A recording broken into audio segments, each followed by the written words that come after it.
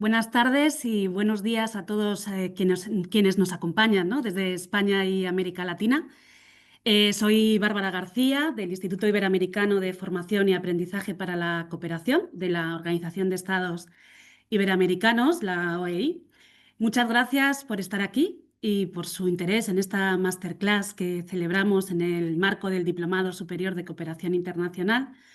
Hoy abordamos un tema clave, ¿no?, para nuestras instituciones y sus proyectos, cómo la inteligencia artificial, ¿no?, puede contribuir al desarrollo desde sectores estratégicos como la educación, la ciencia y la cultura. Desde nuestra Escuela de Cooperación, a lo largo de las distintas ediciones, hemos abierto espacios de diálogo, o eso hemos querido, sobre cuestiones esenciales para el desarrollo: la sostenibilidad, los derechos humanos, la Agenda 2030, la innovación, la cooperación triangular. En coherencia, ¿no?, con este recorrido, hoy ponemos el foco en la inteligencia artificial para pensar juntos cómo puede ser palanca para ampliar capacidades, mejorar la toma de decisiones y ofrecer servicios más inclusivos y de calidad. Y queremos hacerlo con una mirada práctica, ¿no? Bueno, explorando oportunidades concretas, riesgos, desafíos. Este encuentro es también una invitación a pausar y reflexionar, ¿no?, sobre qué modelo educativo, científico, cultural deseamos construir colectivamente. Más allá de discutir qué herramientas usar, se trata de preguntarnos desde qué valores y con qué salvaguardas queremos o no integrar la inteligencia artificial en nuestros proyectos y políticas públicas. Lo importante no es la primicia tecnológica, sino el sentido que le damos, ¿no? A quién sirve, a quién puede dejar fuera y bajo qué condiciones de gobernanza y cuidado. Queremos que este sea un espacio para compartir aprendizajes desde un enfoque multisectorial para impulsar futuros más justos, abiertos y humanos. En este camino, la OEI refuerza su compromiso con una cooperación de calidad. El año pasado, la organización recibió un importante reconocimiento, ¿no?, por su labor en Iberoamérica, que se suma a una trayectoria de 76 años de trabajo continuo. Desde el Instituto organizamos esta sesión con la convicción de que el intercambio sustentado en la experiencia es la base para avanzar. No me quiero extender más porque contamos con invitados de primer nivel. No quiero entretenerme mucho tiempo, ya que tan solo tenemos una hora, ¿no? Eh, que hay que aprovecharla para dedicar al diálogo y al aprendizaje. Permitirme presentar a la persona que moderará esta sesión, que es Jorge García Burgos, quien además coordinará el seminario de Inteligencia Artificial y Cooperación, ¿no?, que impartiremos en unos meses. Jorge es doctor en Sociología, con más de 15 años de experiencia profesional en colaboración con universidades e instituciones académicas, entidades gubernamentales, organismos internacionales y del tercer sector. Máster en Cooperación Internacional y Estudios Políticos e Internacionales por la Universidad del Rosario de Colombia, y es profesor del Departamento de Sociología y profesor del Máster de Cooperación de la Universidad Complutense de Madrid. Actualmente es consultor en Artival. Los animamos a dejar sus preguntas y comentarios en el chat. Quiero agradecer muy especialmente a nuestros invitados, a Carlos Magro, Viana Rodríguez, y especialmente a la Cátedra de Cultura Digital y Propiedad Intelectual, y a Alberto Quintanilla, por su generosidad al aceptar la invitación y al tiempo dedicado a prepararla, ¿no? Estoy segura que nos va a inspirar con sus intervenciones. Quiero agradecer además al equipo del instituto, que estará atento al chat, con su trabajo técnico también y organizativo, porque que hace posible, ¿no?, esta sesión. Muchas gracias a todos y todas, y doy la palabra ya a Jorge para iniciar, ¿no?, la sesión. Muchas gracias, Bárbara, y bienvenidos y bienvenidas a todas y a todos a esta sesión sobre inteligencia artificial aplicado al ámbito de la cooperación internacional desde enfoques multisectoriales. Y que nos sirve también de antesala a este futuro seminario que veremos dentro de unas semanas sobre inteligencia artificial aplicada a la cooperación para el desarrollo. Realmente, cuando desde el instituto plantearon la opción de hacer una serie de actividades relacionadas con esta temática, me pareció algo especialmente pertinente. Y creo que, bueno, pues que eso es algo que podemos tener en común todas las personas que estamos aquí, desde que hace ya unos 3 años, conociéramos el ChatGPT en abierto, ¿no? Y empezáramos todos bueno, pues a fascinarnos en un primer momento con las posibilidades que nos daba la inteligencia artificial hasta ahora, bueno, pues parece que el mundo hubiera cambiado muchísimo y que este haya sido uno de los grandes factores de cambio. Tal vez podemos hablar después de hasta qué punto este cambio es real. O bueno, o es un cambio al que nos acostumbraremos como a todos los demás y de alguna manera lo hemos sobredimensionado en algún momento, que posiblemente también haya algo de todo eso, pero lo que aquí nos ocupa es abordar algunos de los posibles usos que puede tener, algunos de los desafíos que plantea y que veamos también algunos ejemplos de su utilización en un ámbito concreto como el de la cooperación para el desarrollo. Todos sabemos que la inteligencia artificial se puede utilizar o que las distintas herramientas de inteligencia artificial se pueden utilizar para, bueno, pues para aligerarnos a lo mejor determinadas tareas, para ayudarnos como un complemento, etcétera, pero también hay usos muy específicos que se pueden hacer dentro de determinados sectores. Aquí vamos a ver algunos: el ámbito de la cultura, el ámbito de la educación, el ámbito de la sostenibilidad, el desarrollo urbano, etcétera. También en un ámbito como el de la cooperación para el desarrollo, eh, el uso de herramientas como como las inteligencias artificiales plantea retos y desafíos. Tal vez se ha hablado mucho en los últimos años de lo que tiene que ver con el tema de la privacidad, los datos, etcétera. Ahora se habla de si utilizaremos inteligencias locales, ¿no? O de qué manera trataremos de sortear estos problemas que plantea, pero hay otros retos más evidentes relacionados con nuestro sector de trabajo, como puede ser la brecha digital o, por supuesto, lo que tiene que ver con la sostenibilidad. Bien, para abordar este tema tenemos una mesa compuesta por 3 expertos en distintos ámbitos o distintos sectores de actuación. Tenemos a Carlos Magro. Carlos es presidente de la Asociación Educación Abierta y consultor independiente en educación en los ámbitos de la innovación y la tecnología educativas. Viana Rodríguez Escobar, directora de Cultura 360, una empresa consultora especializada en brindar asesoría a proyectos en industrias culturales, creativas y artes. Y Alberto Quintanilla, de Smart and City, consultora especialista en datos y medición del impacto, especialmente en los marcos de sostenibilidad como los Objetivos de Desarrollo Sostenible y la Agenda Urbana. No me voy a extender más con las presentaciones o con la presentación general del seminario, porque creo que lo importante es entrar en materia con el poquito tiempo que tenemos y tratar de abordar algunas de las temáticas o de presentar o plantear algunas de las temáticas relacionadas con el ámbito de la inteligencia artificial en el desarrollo. Para abrir esta sesión, vamos a empezar tal vez hablando de la parte más positiva. ¿Qué potencialidades o qué usos las, pueden tener las inteligencias artificiales en vuestros respectivos campos de trabajo? Alberto, empezaríamos ¿Qué por ti, si te tal? parece. Sí, pues de acuerdo, pues muchísimas gracias, Jorge, por la presentación y muchísimas gracias al Instituto por contar conmigo en esta sesión. Bueno, como dices, es un tema muy interesante y también, como dices, ante el tiempo limitado, pues voy a ir al grano. Oportunidades en el campo de la cooperación, yo sobre todo me voy a centrar en identificar una, digamos, cuando estamos elaborando o participando en proyectos de política pública, ¿vale? Como en los que muchas veces participamos, son proyectos que muchas veces son dependientes de los datos. Es decir, necesitamos recoger para asegurar el éxito de un proyecto de este tipo, necesitamos una cantidad, digamos, apreciable de datos, ¿no? Para ver ese impacto y asegurarnos ese éxito.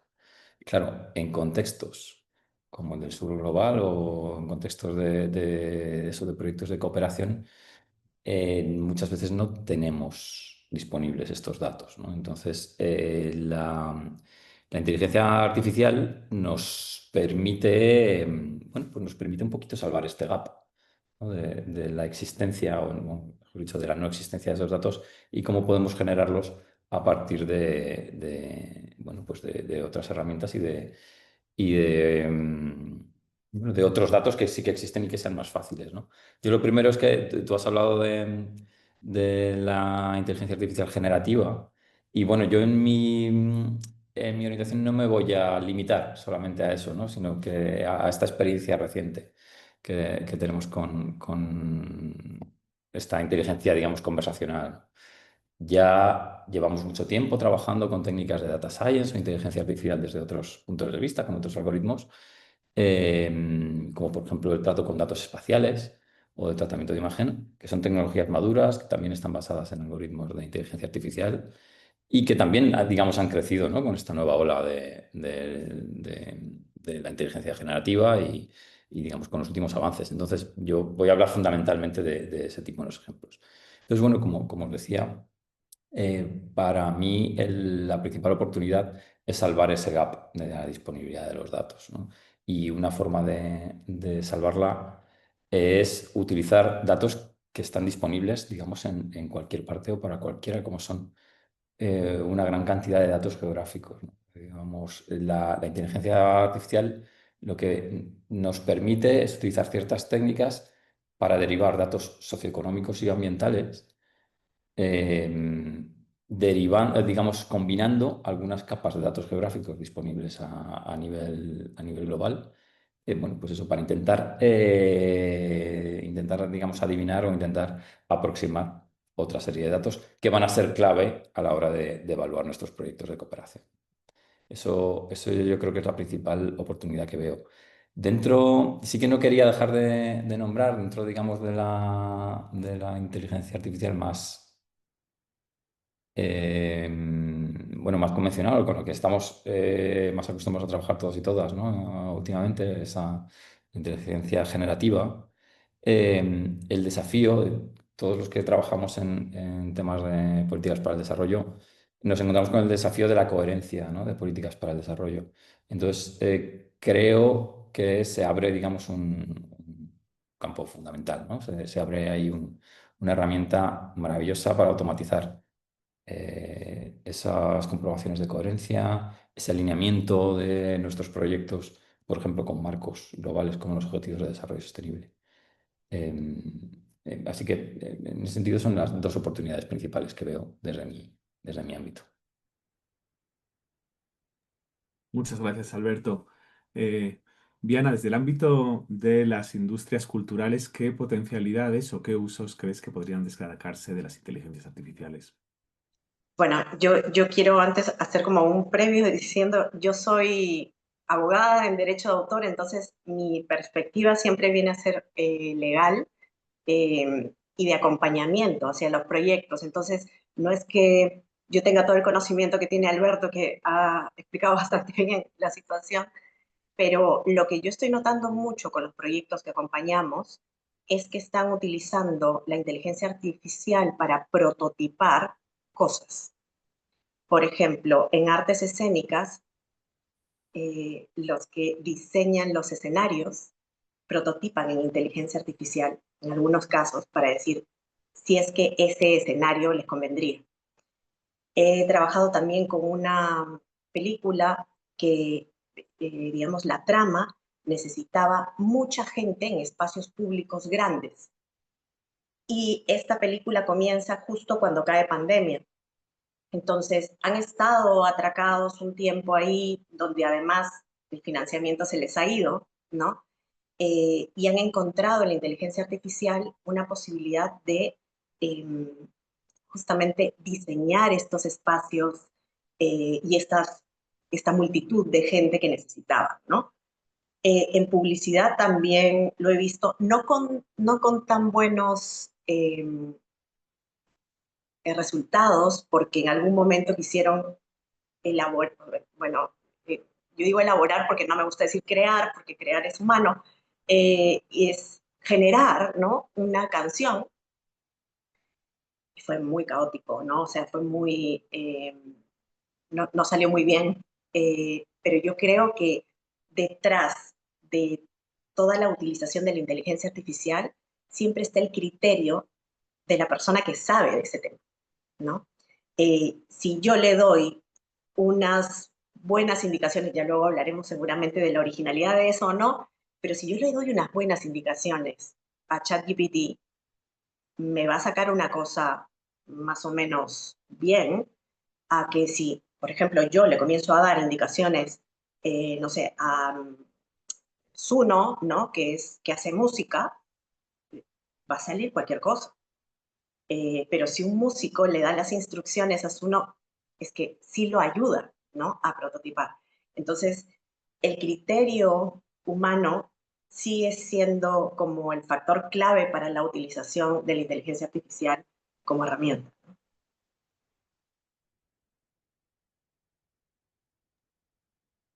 Muchas gracias. Y Carlos, en el ámbito educativo, que es uno de los campos en los que más nos preocupa y más nos inquieta el uso de la inteligencia artificial y en el que además normalmente le vemos de forma evidente muchas potencialidades, y además sé que es un ámbito que ocupa mucho espacio a la organización, a la OI. ¿Qué usos o potencialidades crees que se podrían destacar de la inteligencia artificial para el desarrollo? Muchas gracias, Jorge y Bárbara, por la invitación. Em, casi pasaría palabra y me iría a la segunda pregunta en la que estoy un poco más cómodo, que es en la de los desafíos. Por no decir riesgo, que tampoco me gusta mucho, pero pensemos un poco en algunas cosas. En ámbito educativo hay que distinguir claramente lo que tiene que ver con la gestión educativa, lo que tiene que ver con las políticas educativas, con la gestión de las administraciones educativas, incluso con la gestión que pueden hacer las instituciones educativas utilizando inteligencia artificial. Y este es un territorio, yo creo que al menos prometedor y si lo hacemos con cuidado ¿no? y con cierta protección, y ahí creo que nos sigue faltando legislación. La legislación europea creo que ha dado buenos pasos, pero nos falta también asumirla, incorporarla, integrarla, es necesaria. Pero hay que distinguir eso de lo que ocurre dentro de las aulas, de lo que ocurre fuera de los centros educativos, que es el uso generalizado, en principio descontrolado por parte de todos, de docentes, de familias y de estudiantes, de las IAs, fundamentalmente, de las IAs generativas. Para la segunda parte, luego, si queréis, señalo algunos, ¿no? desafíos que creo que tenemos grandes, muy grandes, ya cualquier escuela, cualquier docente, cualquier estudiante, de hecho. Para la primera parte, las oportunidades que se ven, para mí me suenan las mismas oportunidades que hemos ido señalando de la tecnología en los últimos 30 años. Es decir, me suena a que la IA no hace más que de alguna manera reproducir imaginarios, promesas, muchas veces incumplidas, de la tecnología en los últimos 30 años, a nivel de gestión. Por ejemplo, enseguida escuchamos que la IA iba a liberarnos de tareas burocráticas, nos iba a dar tiempo también a los gestores para poderse dedicar a lo importante. Entonces, esto puede ser una oportunidad, pero hasta ahora no se ha demostrado. Ninguna tecnología y el proceso de digitalización en general no ha liberado tiempo para tareas, digamos, más profundas, de más valor añadido, sino que nos ha inundado a todos de una sobrecarga de mini tareas que desbordan los tiempos y los espacios y no nos liberan realmente de poder prestar atención a lo que realmente es importante. Luego, lo que hemos ido señalando como oportunidades, por ejemplo, hemos señalado como una oportunidad es la posibilidad de planificar, ¿no? Si estoy de la planificación didáctica, pues tiene una cara que podría ser positiva y una cara que podría ser claramente negativa. Hemos señalado como posibilidad la facilidad que tenemos para generar contenidos digitales más o menos enriquecidos, más o menos adaptados. Lo mismo, que decir, puede ser una manera de abaratar costes y ¿no? De producir malos contenidos para muchos y buenos para unos poquitos, es decir, de agrandar brechas, o puede ser realmente una oportunidad. Desde luego, donde estamos viendo que esto ya pasa con otras tecnologías, en eso no se diferencia la IA de otras tecnologías digitales, más oportunidades tiene que ver con ciertas brechas que sí parece que es capaz de cerrar si lo usamos con cuidado. Estoy refiriendo a todo lo que tiene que ver con alumnado con necesidades especiales, con atención a la diversidad, con atención a problemáticas de aprendizaje muy concretas, las dislesias, por ejemplo, con atención a colectivos vulnerables porque han migrado y manejan un idioma distinto del idioma materno en el que se desarrolla la escuela. Es decir, hay muchas posibilidades, bien usado, de utilizar estos sistemas para cerrar esas brechas que perviven en nuestros sistemas educativos, en algunos de manera flagrante.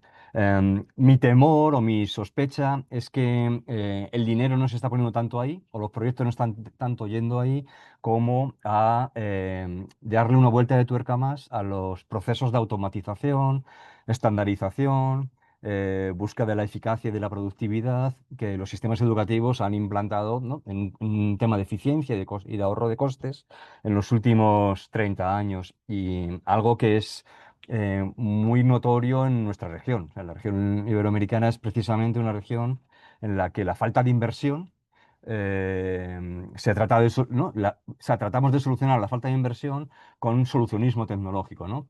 Apelando a que algo nos va a resolver la falta de docentes, la falta de buenas infraestructuras, la falta de... ¿no? Entonces, veis que rápidamente entro en las doble cara que tiene la cosa. Para mí la mayor oportunidad está en poder cerrar ciertas brechas que son muy fuertes y que tienen que ver con la atención a la diversidad, que es el gran reto que tienen las escuelas en el mundo, desde luego en nuestra región, en la actualidad. Muchas gracias. Vemos que incluso hablando de cosas positivas o de los usos o las potencialidades van saliendo ya, se van dejando ver algunos de los retos o algunos de los riesgos que puede tener la inteligencia artificial. Incluso poniendo un ojo también en el chat, se van compartiendo también algunos de estos problemas, ¿no? El hecho de que, bueno, pues que sean de pago, hablan de que se requiere un entrenamiento docente, la falta el no contrastar lo que ofrecen las inteligencias artificiales. Precisamente podemos hablar ahora un poco de estos retos. Alberto, has estado comentando un poco sobre la coherencia de políticas como uno de los posibles retos. No sé si hay otras cuestiones que se podrían o que podrías destacar como retos que plantean en el ámbito del desarrollo el uso de estas herramientas. Sí, sí, por supuesto, y además, efectivamente, Carlos ya y la gente que nos está viendo, efectivamente, digamos, ya está, ¿no? Ahí se están apuntando algunos. Em, cuando hablamos del mundo de la cooperación para el desarrollo, muchos de los riesgos que vemos en nuestro día a día en inteligencia artificial, digamos, se repiten, ¿no? No está exenta. Es decir, el hecho de que le demos este uso, a lo mejor pues es un poco más profesional o más orientado, no nos libra de los problemas que estamos identificando todos como habituales de la inteligencia artificial, ¿no? Esas alucinaciones. Por ejemplo, incluso cuando yo he hablado de algoritmos ya no tan centrados en la conversación, en los chatbots, sino en otro tipo de disciplinas, pero también a veces nos surgen esos datos falsos, esos sesgos.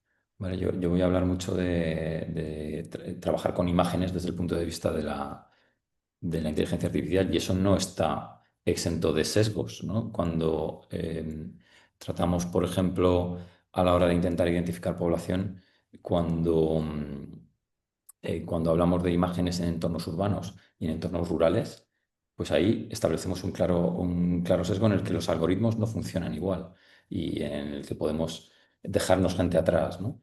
En ese sentido, y tratando esas cosas, pues uno de los desafíos también muy específico de trabajar con la inteligencia artificial y más en el campo en el que estamos hablando es la validación local, ¿vale? Es decir, yo he hablado de, mira, qué herramienta tan útil, tan interesante para estimar, para salvar esa barrera, ¿no? De que no tenemos, como comentaba Carlos, no tenemos infraestructura, ¿no? Para producir los datos que necesitamos. Bien, está muy bien, pero seguimos necesitando algo que mejore en el tiempo los resultados que producimos. Y digamos, pues eso, necesitamos una validación, ¿no? Una verdad en el terreno para comparar y que sigue siendo una barrera. Por supuesto, yo creo que esto se lo voy a dejar más a Viana. Están todos los aspectos de ética, privacidad, transparencia que tenemos, que también, ¿no? Son clave incluso cuando los llevamos a este campo. Y yo, digamos que pongo un poco el punto de vista más técnico, tecnológico, no quería dejar de sacar el punto de la infraestructura y del coste ambiental. ¿De acuerdo? Creo que es uno de los desafíos, no solamente en cuanto a que todos somos conscientes que está teniendo un coste, sino a la hora de establecer marcos que nos permitan decidir qué usos merecen la pena y qué usos no merecen la pena, ¿vale? Fijaos que yo estoy hablando ya no tanto de modos conversacionales, sino eso, de tratamiento de imágenes que aunque parezca mentira, tal y como está definido, son algoritmos energéticamente más ligeros, ¿no? Pero aún así tienen un peso y tienen un precio, ¿no? Entonces, bueno, tenemos que definir unos marcos que nos permitan un poquito evaluar cuál es la huella, ¿no?, que estamos dejando por el hecho de poner esto en marcha. No quería dejar de mostrar o de sacar otros tipos de riesgos, ¿vale? Ya no son tan específicos de la inteligencia artificial, pero al final cuando llevamos tecnología a este tipo de proyectos, la relación con las instituciones, ¿no? El que todo este traspaso de lo que hacemos, a lo mejor desde el punto de vista de expertos o de empresas o de organizaciones, tenemos un desafío en que las autoridades luego, las autoridades locales, luego lo sigan usando, lo sigan desarrollando y lo sigan aceptando. Es decir, que se acepten los resultados. Si ya es costoso que una organización, digamos, acepte los datos como un elemento de toma de decisiones, cuando muchas veces no son los que se esperan, cuando encima estos datos están producidos por una inteligencia artificial y, como digo, pues no tienen esos elementos de validación, pues eso supone una barrera. Y también el hecho de pasar de las soluciones genéricas que muchas veces nos da la inteligencia artificial a los contextos locales es bueno, en un sentido, no algo específico de la inteligencia artificial, pero también es interesante. Bueno, se me ocurren, por supuesto, muchísimos riesgos técnicos, ¿no?, del mantenimiento de estas soluciones, el que esto se pueda continuar, la capacitación local, ¿no?, que entronca mucho con los temas de formación, etc. Pero vamos, me quedaría un poquito con estos que os he dicho, ¿no? Muchas gracias. Y llevado al ámbito de las industrias culturales y artísticas, ¿qué riesgos, Viana, podrías destacar? Bueno, definitivamente el tema de propiedad intelectual. Eso es como sí, la daga que tenemos, ¿no?, que ya cayó. Y es para los abogados en derecho de autor, eh, yo he tenido conversaciones con amigos que era como, ya, o sea, ya, ¿para qué estamos? ¿No? Eh, pero no es eso, porque realmente la inteligencia artificial, lo que es generado por inteligencia artificial, no es considerado una obra. La autoría solamente puede nacer en una persona natural, o sea, una persona de carne y hueso, como ustedes, como yo, pero no puede nacer de una inteligencia artificial. Mucha gente ahí se debate, ¿no? Y dicen, pero, ¿y la persona que dio el prompt, ¿no? Y como yo se los explico a mis alumnos de artes escénicas o de música, el derecho de autor no protege las ideas. Las ideas no están protegidas, nadie tiene exclusividad sobre las ideas. Y lo que terminamos de dar en un prompt, casi muchas veces, es una idea. Entonces, ni siquiera hay una originalidad por parte de la persona que da el prompt para que pueda ser considerada una obra. Yo le voy a dar un ejemplo de idea para que entendamos este asunto, que es como a mí me gusta hablar con los ejemplos. Imagínense que yo les digo, ya, ojo, sobre las ideas no hay, no tenemos exclusividad. Cualquier persona puede desarrollar una obra desde una idea, ¿ya? Les doy un ejemplo de idea. Miren que aquí vamos a ver la brecha generacional, ¿ya? Un joven huérfano que vive con sus tíos y que siente que no pertenece a ese lugar, es convocado a dejar atrás su vida para unirse a una aventura épica guiado por un mentor mayor y sabio. Yo le agrego, de barba blanca, ¿ya? Todo esto en el marco de una profecía que predice que el joven huérfano, eso es autoría mía, no es, o sea, es mi idea, mejor dicho, que el joven huérfano deberá enfrentarse a un poderoso villano que representa a la oscuridad. Para las generaciones más jóvenes, les estoy hablando de Harry Potter. Para mi generación es Luke Skywalker, ¿sí? Y ninguno de los dos ha cometido una infracción al derecho de autor o a la propiedad intelectual. Están basados en la misma idea, pero cómo se genera la obra, eso es ahí donde radica la originalidad del autor para crear. Si yo le doy esa idea a una inteligencia artificial, ¿me puede generar algo? Efectivamente. Lo que le estoy dando es una idea, ¿sí? Y lo que va a terminar generando la inteligencia artificial no va a estar protegido por el derecho. Entonces, muchos alumnos míos que van, sobre todo para música, me dicen, ya Viana, pero si yo genero algo con inteligencia artificial y luego le meto mi propia originalidad, es que el análisis es caso por caso, ¿sí? Pero yo creo que el principal problema radica, y ahí va mucho el cuestionamiento hacia la directiva de inteligencia artificial en la Comunidad Europea, ¿no? Que para entrenar a una inteligencia artificial, lo que tienes es que alimentarla con contenido protegido por el derecho de autor. Y eso implica una reproducción, que es un derecho patrimonial de autor. Y para tú hacer uso de un derecho patrimonial de autor, lo que tienes que tener es autorización por parte del autor.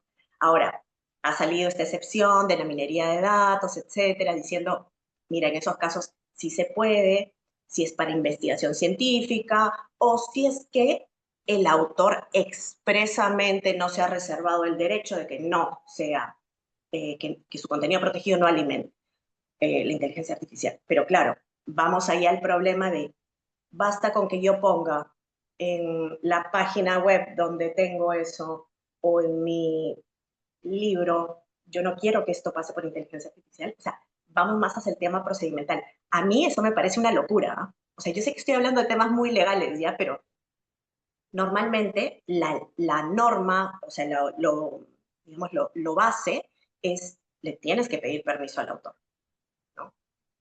Para reproducir, distribuir, comunicar públicamente, transformar la obra. En este caso lo que están diciendo es, si el autor no se opone, no se ha opuesto expresamente, todo puede pasar por inteligencia artificial. Y claro, de ahí se generan todos estos problemas a lo, eh, pon tu fotito y que salga lo de Estudio Ghibli, ¿no? Entonces mucha gente dice, sí, los de Estudio Ghibli deben estar indignados, pero el derecho de autor tampoco protege el estilo, ¿sí? Pero el análisis de lo que muchos especialistas han hecho es que han identificado en muchas fotos pedacitos, ¿no? De películas de Estudio Ghibli. O sea, yo me tomaba una foto, la subía para ponerla al estilo Ghibli y salía un jarrón atrás y ese jarrón salía en una película de Estudio Ghibli. Lo que implicaba que había habido, esa inteligencia artificial se había alimentado con las obras de Estudio Ghibli sin autorización, ¿no? Entonces, nosotros estamos, como yo les digo a mis alumnos, es como que hubiésemos estado caminando por un sendero y en eso se abrió la tierra en dos y estamos mirando hacia abajo, pero no vemos el fondo, ¿sí? Muchas cosas son inciertas. Me han preguntado muchas veces, ¿y no va a poder ser, legalmente hablando, en algún momento la inteligencia artificial autora? Y yo lo único que puedo responder es, en este momento no. O sea, yo no sé cómo va a cambiar la legislación, porque hace 6 años yo no me imaginaba que iba a poder pasar eso. Entonces, estamos mirando hacia el abismo que se acaba de abrir y todavía no sabemos dónde está el fondo, ¿no? Muchas gracias. Bueno, Carlos, en el ámbito de la educación, como podemos ver con los comentarios que van poniendo algunas de las personas asistentes en el chat, es uno de los que más inquietud generan estas cuestiones relacionadas con los retos y los problemas que plantea la inteligencia artificial. No sé si sin que esto se convierta en una sesión específica al respecto o en un curso, porque sé que se podría hablar horas sobre estas temáticas, si podrías destacar algunas de las que te parezcan más relevantes. Sí, podríamos dedicar mucho tiempo. Yo soy muy crítico se ha decidido tomar una postura muy crítica con la inteligencia artificial. Más que nada porque creo que ya hay demasiada hype y demasiado promoción de la inteligencia artificial, incluso, y me sorprende, desde instituciones, y yo voy a hablar de las instituciones educativas. Es decir, hay demasiado aparente interés en promover las bondades de la inteligencia artificial desde ámbitos como ¿no? las universidades, las administraciones educativas.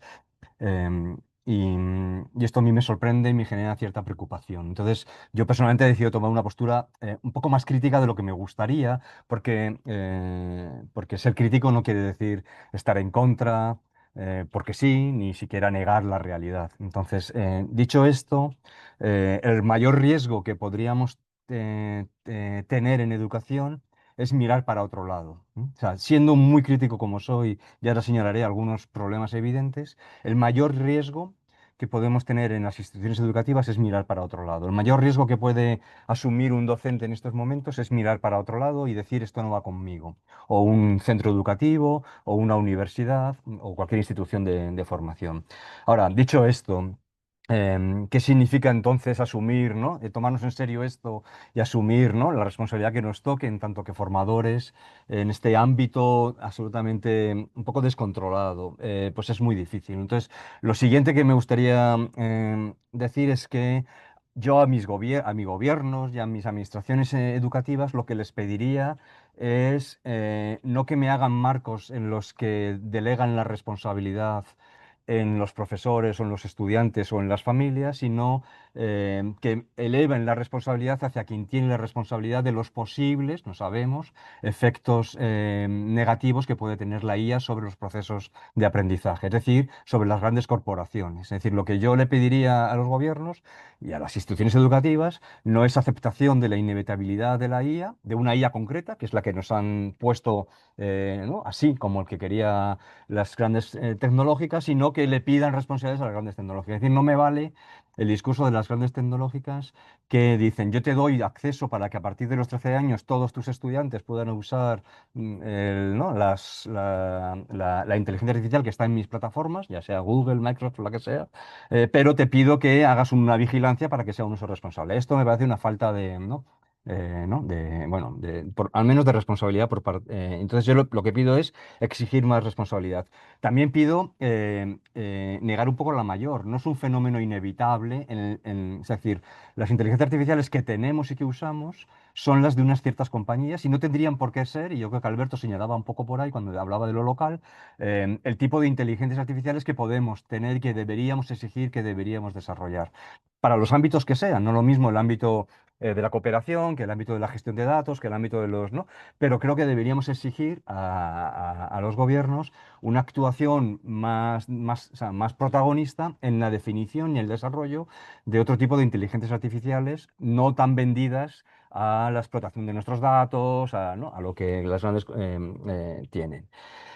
Si bajo muchos peldaños y me voy al ámbito puramente del aprendizaje y de la enseñanza, pues no sabemos lo que va a pasar. Yo tampoco quiero ser un abuelo cebolleta que ve solo riesgos, no quiero ponerme en el... Pero hay muchos riesgos, evidentemente, porque en procesos, en sistemas educativos que todavía están muy orientados a los resultados, es decir, sistemas educativos, y estoy hablando desde la primaria, las secundarias, las medias, ¿no? Incluso la universidad muy orientada a los resultados, una lógica muy orientada al resultado y no a los procesos. Es decir, todo estudiante desarrolla muy rápidamente la capacidad para saber que lo importante es el resultado, la nota final, el certificado, aprobar, pasar, entregar el trabajo. Esta lógica está metida en los huesos de los estudiantes de todo el mundo, salvo excepciones en algunos países. Luego, en este contexto, la llegada de la inteligencia artificial que soluciona muchísimos de los problemas de los estudiantes es una tormenta perfecta.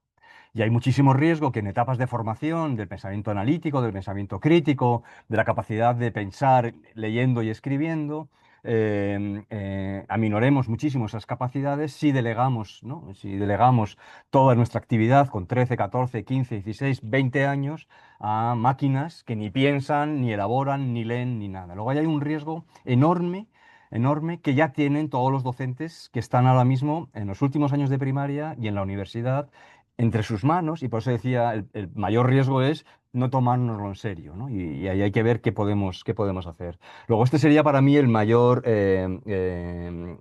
riesgo que vemos en este ámbito concreto. El otro los he señalado antes. Yo creo que hay mucho riesgo que en contextos de infrafinanciación sistémica y perdurable desde hace décadas en algunos países, sobre todo del sur, digamos, esto se ha visto como una oportunidad más por ciertos gobiernos para no tener que invertir en educación. Y la educación, nos guste más o menos, es muy cara. Es decir, necesitamos profesores, es una actividad humana, de vínculos, de relaciones, necesitamos buenas infraestructuras, entonces hay un riesgo enorme por un lado, en los aprendizajes, a que no se produzcan porque deleguemos, ¿no?, demasiado y lo utilicemos como un atajo tecnológico, y esto ya está pasando y hay que ver qué hacemos, y es importante, muy importante.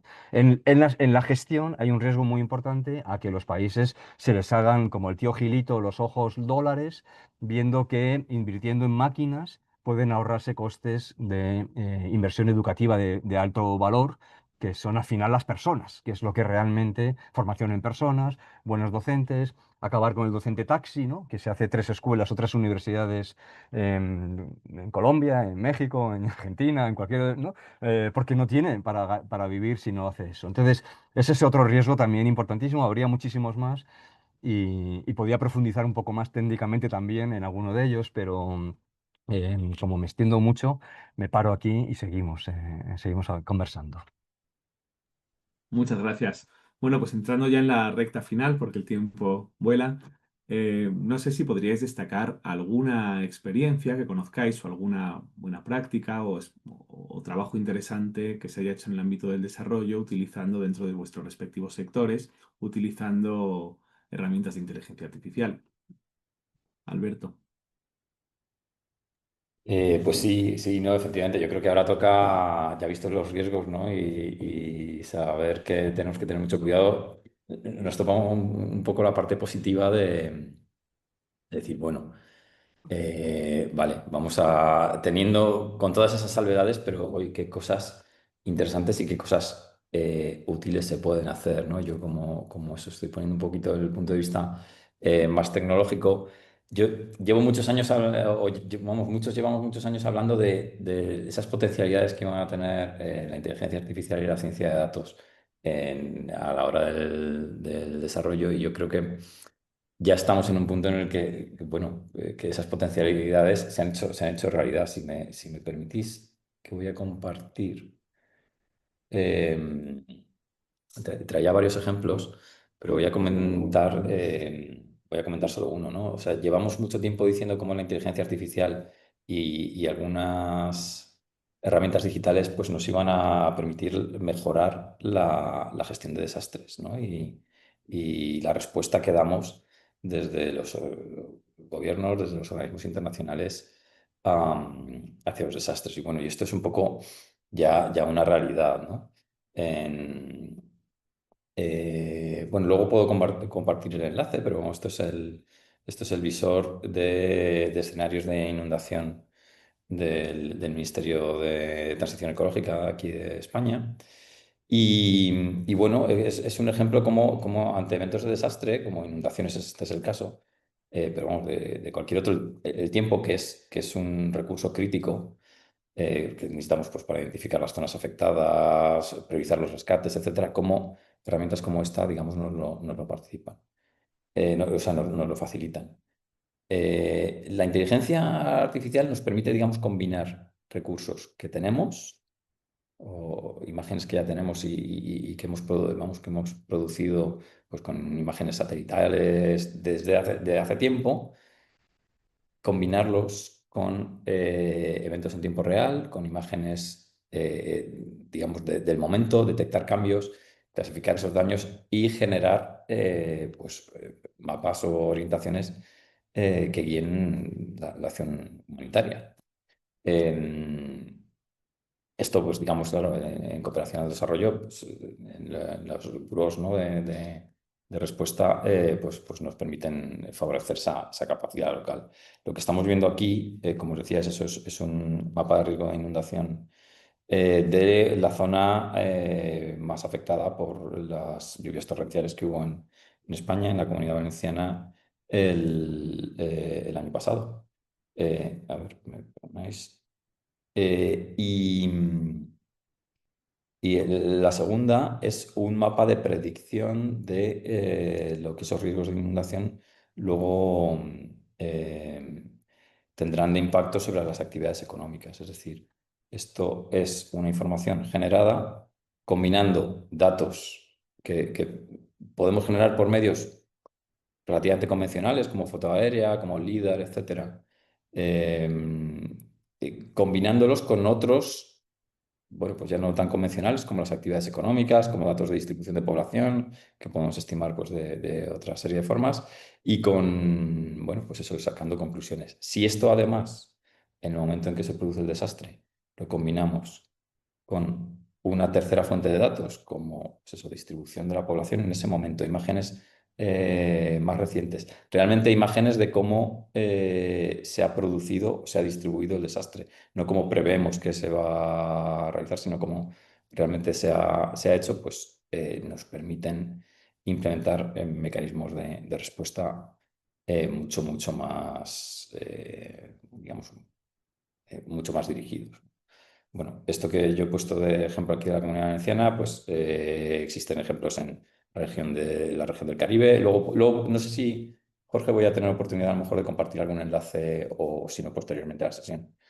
Pero bueno, hay varios papers sobre resiliencia urbana derivada de inteligencia artificial y sobre todo un tema que a mí me interesa mucho, que es los modelos explicables. Es decir, muchas veces la inteligencia artificial es una caja negra en estas cuestiones y, sin embargo, bueno, pues hay una disciplina de inteligencia artificial explicable, ¿no?, de modelos sistémicos de cómo unos eventos nos llevan a otros y que son, bueno, pues eso, que nos permiten extraer lecciones no solamente, no solamente orientarnos a la acción, sino también pues eso, sacar conclusiones de cara a aprender lecciones. Traigo otro par de ejemplos, pero me los voy a guardar por si acaso tenemos me dejas luego una segunda ronda y les dejo a Vianney y Carlos. Me acuerdo que tengan espacio, pero vamos, tengo otro par de ejemplos interesantes también. Dejo de compartir. Bueno, pues tal vez los podemos ver un poquito más tarde. Viana, ¿alguna práctica o ejemplo destacable en el ámbito de la cultura? Sí, bueno, yo les contaba al inicio, y creo que me auto-spoileé, el tema de cómo están utilizando, por ejemplo, la inteligencia artificial en temas audiovisuales, ¿no? Les había contado que nosotros asesoramos a una película que justamente tenía el problema de tener que filmar en espacios muy grandes, con mucha gente, con muchos extras, y por temas de pandemia no se pudo hacer en su momento, y luego con inteligencia artificial sí es que lo han hecho, ¿no? Y también en muchos casos en los cuales necesitan, por razones, digamos, ajenas a temas creativos, sino porque la persona no puede participar, eh, suplir un poco el tema de imagen, ¿no?, de la persona eh, en el audiovisual, si es que esta persona ya no puede participar, ¿no? O sea, digamos, como se hizo en algún momento, que no estoy segura si es que eso se hizo con inteligencia artificial, pero en el tema de las guerras de las galaxias, cuando fallece Carrie Fisher, ¿no?, la princesa Leia, eh, tener ese problema, digamos, de tener que seguir con la trama, puede ser suplido muchas veces con la inteligencia artificial. Lo que sí no hay que olvidar acá no es solamente el derecho de autor lo que estamos tratando digamos, de cuidar, ¿no?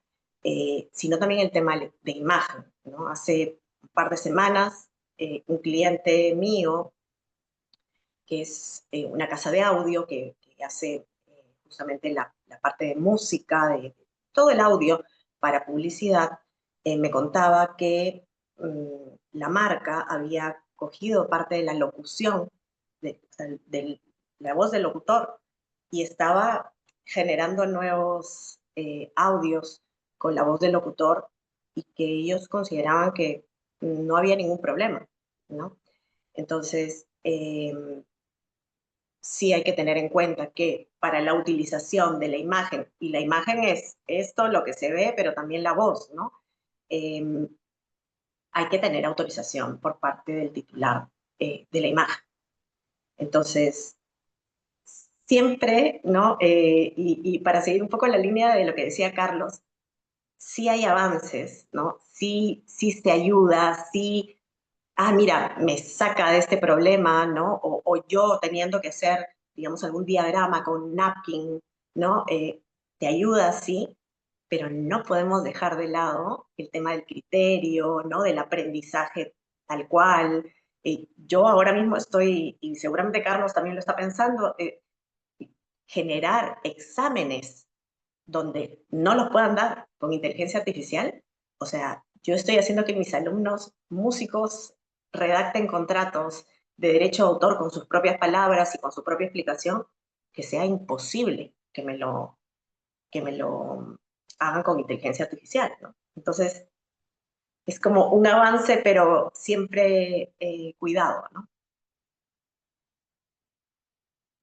Muchas gracias. Carlos, no sé si hay alguna experiencia que quieras destacar en el ámbito de la educación. No verdaderamente, pero he puesto en el CM Soy Yo, en el chat, es el penúltimo en estos momentos. He compartido un documento de la propia OEI, es un documento elaborado y publicado a finales del semestre pasado, en junio de 2025. Es un documento interesante, entre otras cosas, porque bueno, hace un mapeo de riesgos y oportunidades, pero también hace un mapeo de experiencias. Entonces ahí me resulta interesante, no me voy a parar en ninguna, pero el mapeo nos ayuda a conceptualizar en qué se está usando la inteligencia artificial en el ámbito educativo. Muchos de los usos para mí no tienen ningún valor añadido, es decir, que no quiero decir que no nos valgan un poquito más, pero generar unos contenidos un poco más vistosos o más contenidos o más animados o con ¿no? O sea, o más fáciles porque no tengo que pedir derechos de autor en las ilustraciones. No aporta ningún valor añadido realmente a lo educativo, pero está bien este mapa porque vemos un poquito en qué se está haciendo. Hay mucho de planificación docente. Esta obsesión, y habría que preguntarse por qué, de la IA nos va a ayudar a planificar mejor y a liberarnos de la burocracia de la propia planificación. Eh, yo esto lo cuestiono mucho porque la planificación es para mí la tarea fundamental de un docente, pero claro, lo hemos convertido en una carga imposible de sostener y entonces la IA viene y nos lo soluciona con un botón. Y luego hay muchos ejemplos en este documento que he subido que son los que más me interesan, como decía al principio, que tienen que ver precisamente con cómo se está utilizando como traductores simultáneos en el aula para personas que no hablan sordas, por ejemplo, o que no hablan el idioma vehicular, ¿no? Para cerrar brechas culturales, para cerrar brechas sociales, para temas de dificultades de aprendizaje, es decir, que hay mucha utilización muy interesante que creo que puede ser tremendamente potente. O sea que, bueno, no señalo ninguno concreto, pero creo que en ese documento hay algunas... nos da un buen mapa de por dónde se están haciendo las cosas. Muchas gracias. Bueno, estamos prácticamente sobre el tiempo, pero no me gustaría que nos fuéramos sin tener unos minutos o sin dedicar un ratillo a responder algunas de las posibles preguntas que podáis tener. Así que os animo, quienes tengáis preguntas, a que las dejéis a través del chat. Mientras tanto, hay un par que he recogido que se han planteado como preguntas directas y que las podemos traer. Por una parte, Sandra Nieto plantea que en las universidades y en las instituciones de educación superior ya se está promoviendo el uso de programas de inteligencia artificial para trabajos de grado y posgrado, por ejemplo, para hacer los estados del arte. Y pregunta, ¿cómo se asume en investigación formativa y aplicada el uso y apropiación de la IA? Tal vez, Carlos, esta se corresponde más con... Sí, bueno, no, es decir, que tú sabrás mejor que yo responder a esta. Personalmente utilizar, es decir, que yo creo que dependiendo de la madurez, de la formación, del bagaje de competencias que tienen las personas, del momento en el que se encuentran académicamente, por supuesto, y lo ha dicho Viana nada más empezar y Alberto, hay utilizaciones de la IA que con mucho criterio pueden ser, ¿no?, positivas, nos pueden ayudar a profundizar en cosas, les pueden ayudar a descubrir cosas que no teníamos, ¿no? Ahora, por ejemplo, realizar un estado del arte que me parece una tarea fundamental cuando uno está elaborando un trabajo, ¿no? Es decir, el estado del arte no es las primeras páginas que tengo que rellenar de una tesis o de un trabajo, o sea, no es eso. Si entiendo que el estado del arte, es decir, hacerme un mapa de dónde está la investigación en un campo concreto, es eso, pues entonces yo creo que hay que colgar la bata o lo que sea y dedicarnos a otras cosas. Entonces, el problema está en esta mala comprensión de lo que significan las tareas, de qué es lo importante de nuestro trabajo. Yo creo que lo que nos falta a todos como adultos, pero también a los estudiantes, y ahí hay que ayudarles, es hacer una reflexión profunda sobre qué es lo importante. ¿Por qué una profesora me pide leer 3 textos y elaborar ¿no?, una cosa hecha por mí?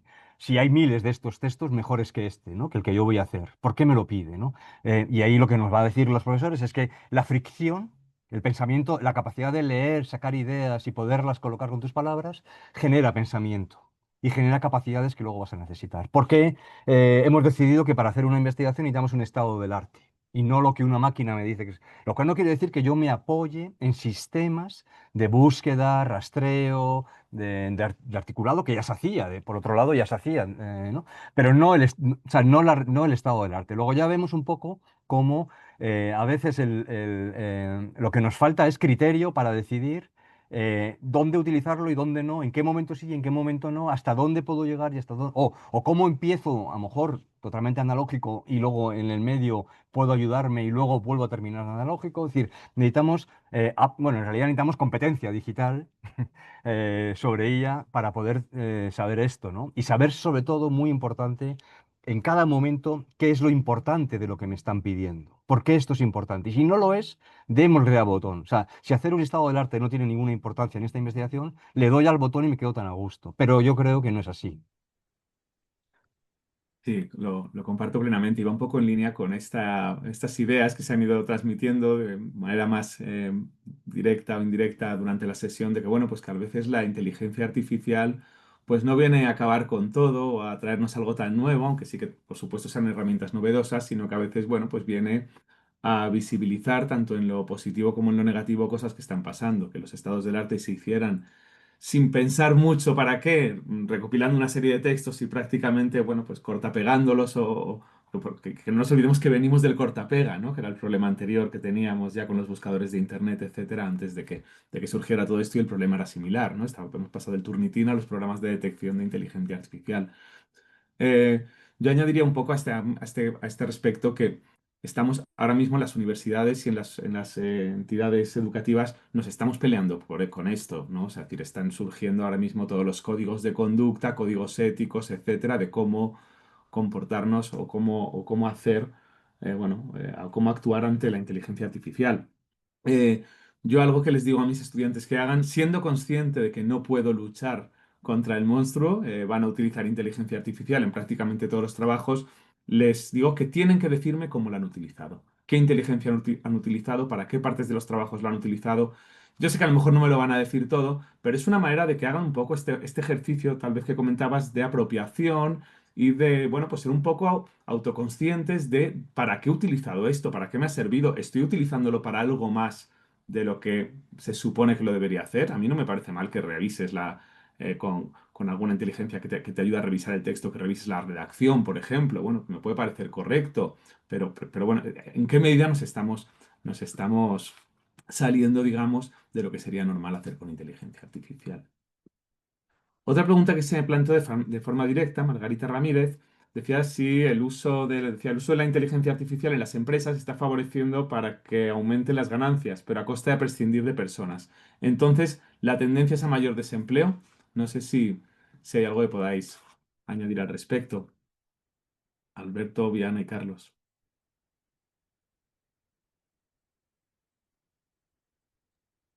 Bueno, pues yo sí tengo como quejas por parte de clientes míos, que es como, claro, y ahora tienen inteligencia artificial que genera obras musicales, bueno, no obras musicales, sino canciones, eh, y piensan que ya no nos pueden contratar. Yo creo que estamos ahorita en lo que decía, creo que lo decía, no sé si Carlos o Alberto, que era como, estamos en un hype, ¿no? Y todo tiene que ser inteligencia artificial y todo, pero va a llegar un momento en que como vamos a bajar y vamos a como a elegir en qué cosa, lo que decía Carlos, nos suma y en qué cosa no nos suma, ¿no? Eh, y yo no sé si ustedes lo viven, yo lo vivo y quizás es mi generación y por eso yo sí lo siento así. Eh, a mí me choca mucho todavía, en algunos casos que son sensibles, no poder hablar con una persona, ¿no? O sea, temas médicos. Yo llamo por teléfono, mi hijo tiene fiebre y necesito hablar con un pediatra para ver si es que vale la pena llevarlo. Y, o sea, y la inteligencia artificial me tiene hablándole al teléfono diciendo fiebre y tos 4 días. O sea, ahí yo todavía siento el golpe de esto no lo quiero así, ¿no? Creo que vamos a tener que elegir en algunos casos que sí y que no. Y en muchos casos, yo creo que el diferencial va a terminar siendo, vente con nosotros, que nosotros tenemos personas reales que te van a atender. O sea, yo creo que eso va a ser nuestro diferencial al final. Muchas gracias, Carlos. ¿Qué tienes la Sí, mano? bueno, ni por supuesto ni idea de si va a haber, ¿no? Más o menos trabajo, no, no tiene muy buena pinta, pero ya nos ha pasado más veces, ya veremos. A mí me encantaría que esto sirviera para que hubiese una renta básica universal y dejásemos todos de trabajar. Esto, de verdad, entonces estaría encantado. No tiene pinta de que vaya por ahí la cosa, tiene más pinta de que va a aumentar un poquito más la precarización en la que viven, ¿no? Millones y millones de trabajadores. Y luego el mayor riesgo que yo veo, más allá hay claramente ámbitos en los que tiene pinta de que sí que se van a reducir los puestos de trabajo, ya veremos si se recolocan en otro sitio. Lo que más miedo me daría es que la IA nos dejase con las tareas burocráticas, o sea, justo lo contrario a lo que nos están diciendo. Lo que más miedo me daría es que nos eliminase las tareas que tienen que ver con el pensamiento, con la creatividad, ¿no? Con lo que es realmente humano. Y no es un y no es un miedo que creo que esté tan lejos de lo que puede pasar. O sea, tengo miedo que acabemos haciendo justo ¿no? Lo que en principio se supone que deberían hacer los robots, que es limpiar la casa, fregar los platos, ¿no? Y hacer las tareas más burocráticas. Me da la impresión de que igual lo que nos ocurre es no, justo lo contrario. Esto sí que sería un, es un temor grande para mí, que acabe con los trabajos más creativos en el sentido, da igual, cual sea. Muchas gracias, Alberto. No sé si tenías antes encendido el micrófono para hacer alguna aportación al respecto. No, no, simplemente, bueno, como veía cierto vacío, bueno, suscribo un poco, ¿no? Lo que decía Carlos, no le veo mucha perspectiva. Hombre, como os digo, desde este punto de vista del desarrollo de algoritmos, yo sí que veo que queda un camino humano que hacer, ¿vale? Es verdad. Yo no lo veo desde el punto de vista que Carlos y Diana, ¿no? Desde de las profesiones más creativas, sino que lo veo desde las más tecnológicas e ingenieriles. Entonces, en ese sentido, sí que veo, digamos, como una plataforma en la que pues estamos creando, digamos, usos nuevos, ¿no? Entonces, permíteme ser un poco optimista. Es verdad que el proceso es tan rápido, o sea, como dice Carlos, esto nos ha pasado más veces, seguramente tan rápido como esta, ¿no? Pero bueno, esperemos que nos podamos adaptar. Y si no, pues efectivamente, pues que nos vayamos a casa con nuestra renta básica a disfrutar de la vida, que tampoco hay cosas peores. Casi por cerrar, Stephanie plantea una pregunta que, bueno, pues que puede ser interesante para irnos tal vez con ella ya, porque estamos sobre el tiempo, y pregunta si creen que en algún punto se regulará cuánta inteligencia artificial se pueda utilizar. Y tal vez podríamos terminar con alguna reflexión sobre esta regulación de la IA que posiblemente sea lo que venga más adelante.